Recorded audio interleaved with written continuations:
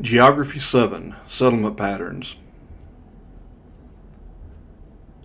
Settlements may be classified by type and size. Human activities result in the development of settlements at particular locations due to trade, political importance, or natural resources. Large urban settlements interact with the rural areas around them. Types of settlement patterns. Linear settlements have homes placed in a line along some geographic feature, such as a river. Clustered settlements have homes close together. Walled towns in the Middle Ages were clustered settlements. They are common when people are threatened by outside invaders. You want to have all of your homes in one area so you can protect each other from bandits or Vikings or barbarians or whatever threat might be coming by. So you build little wall villages and you go out from your village during the day and you farm your fields and you come back in at night for mutual protection. Grid settlements have homes spread out. Rural farm communities in Alabama exemplify this kind of settlement. Homes are further apart than the other types of settlement patterns. If you drive through, for example, Dale County, and you see the homes spread out where each farmer has a home in the middle of their fields, that would be a grid settlement pattern. Grid settlement is more common in North America. Cluster settlements you might find in a place like Spain. Sizes of settlements. Large urban. Alabama law classifies settlements of 2,000 or more as cities. Small urban. Alabama classifies settlements of less than 2,000 as towns. Rural areas are the unincorporated places outside of cities and towns, just the country. Alabama does not have a classification legally for villages or hamlets. Those are very small settlements. In Alabama, many of those places are simply unincorporated whatever county, Dale County, Houston County, whatever it might be. Human activities and settlement patterns.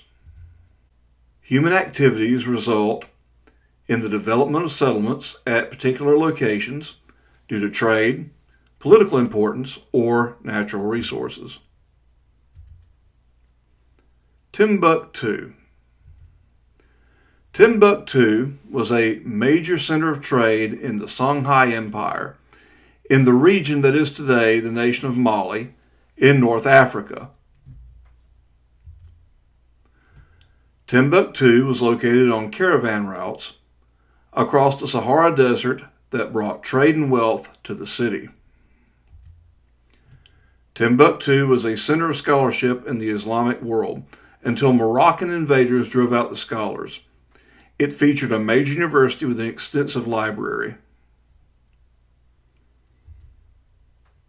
Steel cities.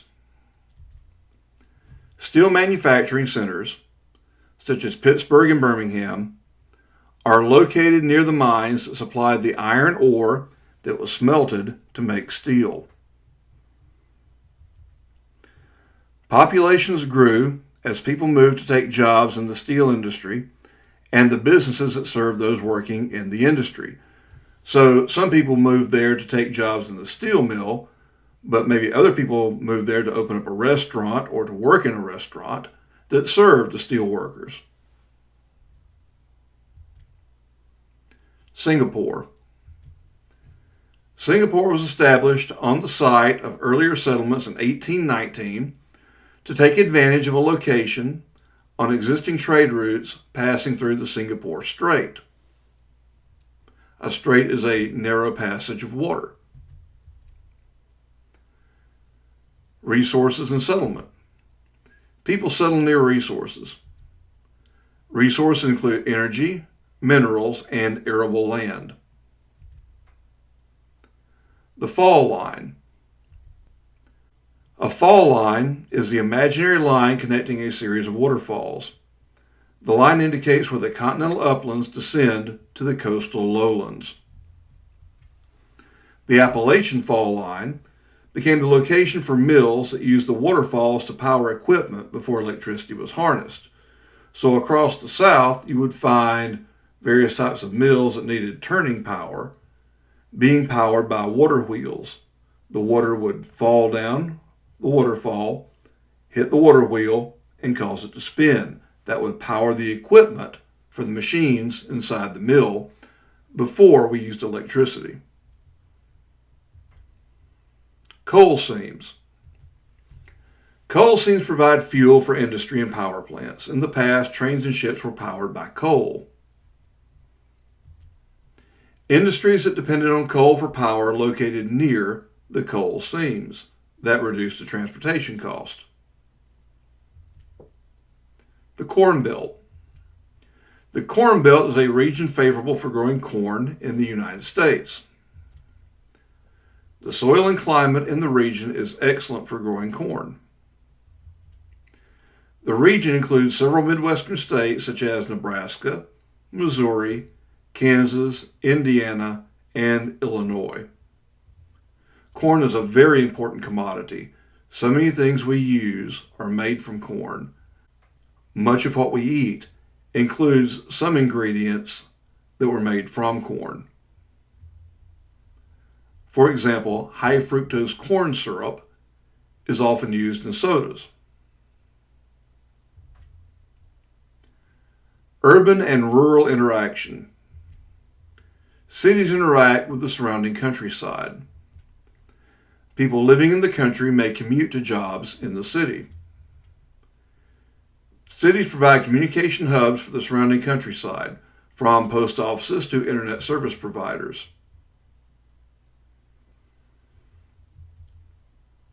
Regional specialization. Regions specialize in certain economic activities and trade with other regions. Some regions, like the Corn Belt, have a particular commodity, corn, that they can produce really well.